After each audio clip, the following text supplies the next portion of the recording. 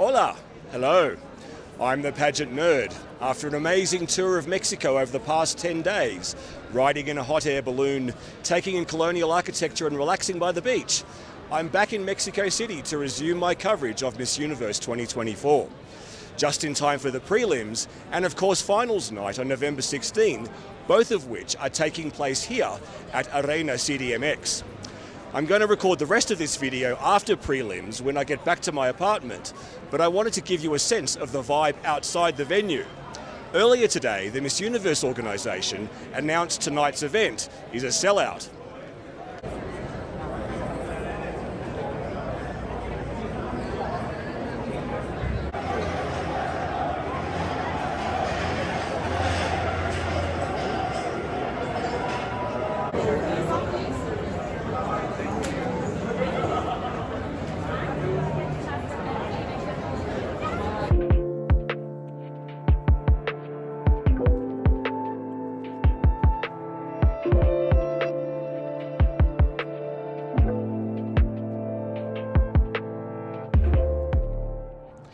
I'm actually recording the rest of this the morning after.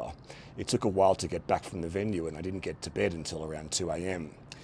With such a large field, by far the biggest in Miss Universe history, I've got to be honest with you, it's so much harder for me to make my predictions. For this reason, I'd actually thought about not doing them this year, and I'm still not sure I will. By sheer volume, it's much more difficult for each queen to stand out from the crowd, and we're not 100% privy to what the new Miss Universe organisation is looking for in their new queen, and who has influence over that decision, if you get my drift. Also remember, this is the first Miss Universe being held since long-standing MUO president Paula Shugart departed the organisation. This video is a review of prelims rather than my immediate selection of who I think will place and even win the crown. As I've previously said, watching my first Miss Universe competition in person has been a long-standing dream of mine. The atmosphere in the venue was amazing. I can only imagine everyone's excitement for finals night on Saturday, including mine. Anyway, here I'll give you my list of standouts from both swimsuit and evening gown, though these may not necessarily be my predicted semi-finalists. There are, of course, the all-important closed-door interviews and the Queen's general demeanour to consider, which I'll revisit shortly. And despite the fact that some of the queens competing this year were crowned only a matter of days before travelling to Mexico, with the competition now officially underway, I can finally lock in the stats about the 2024 edition, some of which I'd mentioned in recent videos, while the final entry list was being confirmed. Heading into prelims last night, there were 127 delegates set to compete. It would have been 128, surpassing Miss World's all-time record from 2013, if Panama hadn't been disqualified for leaving the official hotel without consent. But then we had two late withdrawals on Thursday. Kosovo unable to recover from an ankle injury she sustained early on in her time here in Mexico, and South Africa pulling out due to undisclosed health concerns. We wish both women speedy recoveries.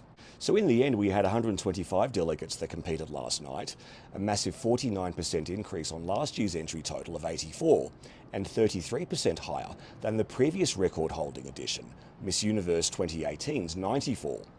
As I've mentioned previously, in those record-breaking editions at Miss World 2013 and Miss Universe 2018, the Philippines won both those titles. So, does this bode well for the Filipina bet this year, Chelsea Manalo? Many pageant watchers certainly think she has a great chance. We have 11 nations and territories making their Miss Universe debuts, listed here.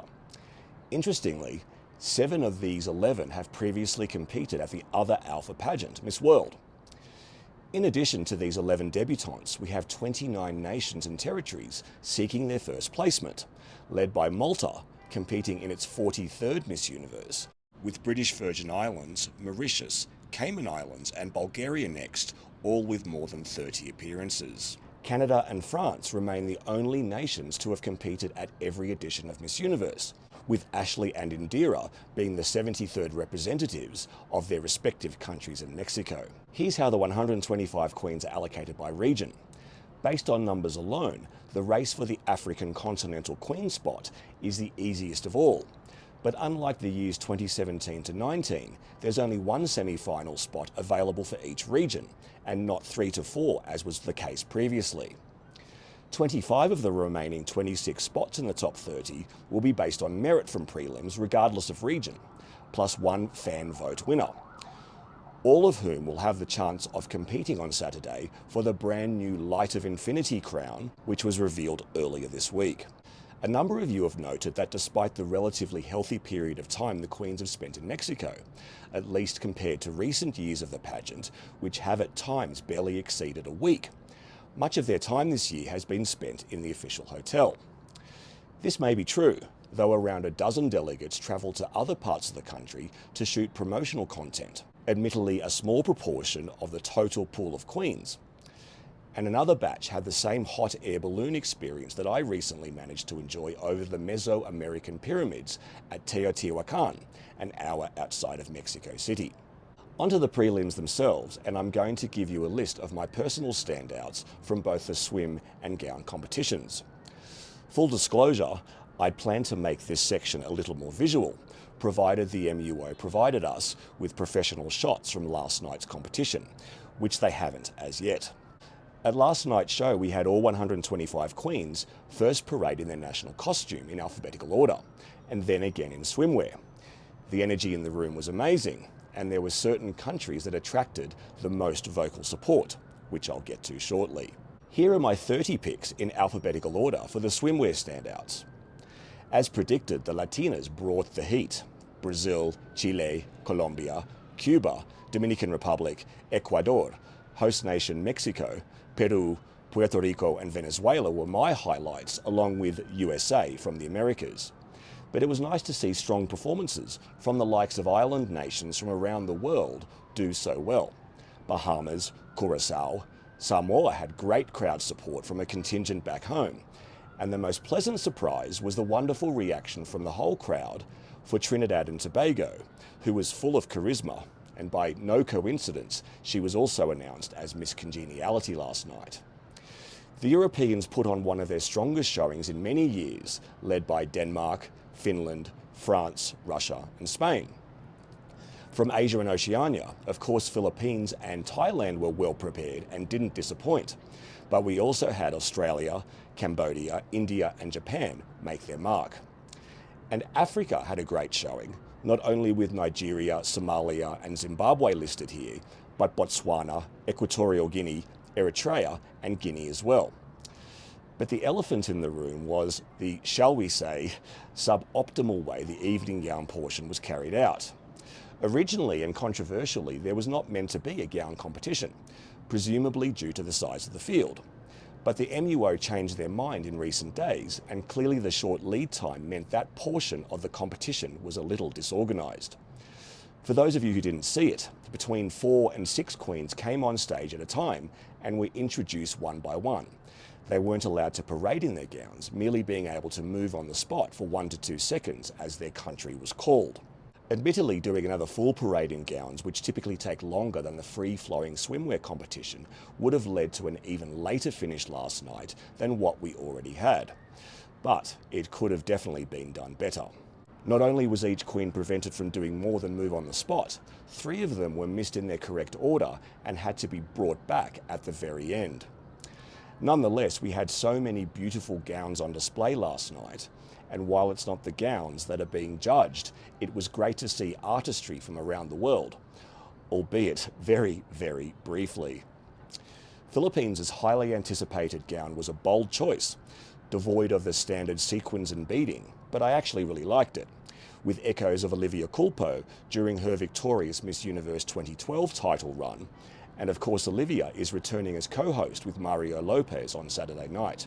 My favourite gown of the night was Venezuela's striking orange beaded dress with so much drama. She was a really, really strong performer last night in both competitions. So, how are the judges going to pick a top 30, the largest semi-final field in Miss Universe history? Or will this be called the quarterfinals, like it has been in Miss World?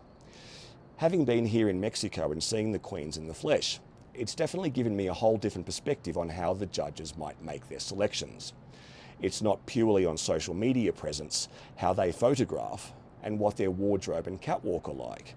And it's certainly not solely based on the prelims performances we witnessed last night. Even the briefest of interactions tells me a lot more about the essence of these queens. The chaperones who accompany the delegates nearly every waking moment of the day are no doubt taking notes on who is the friendliest and kindest to others, who's the most punctual for events, who interacts best with the other delegates, and generally who has what it takes to represent the Miss Universe brand for the next 12 months. That's why it may eventuate that someone you think stood out for how they look, what they wear, and the way they project may not end up being viewed by the Miss Universe organisation as a title contender.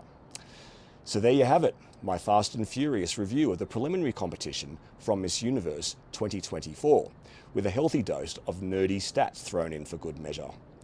Who stood out to you from prelims, and who's your favourite for the crown? Leave your thoughts in the comments below.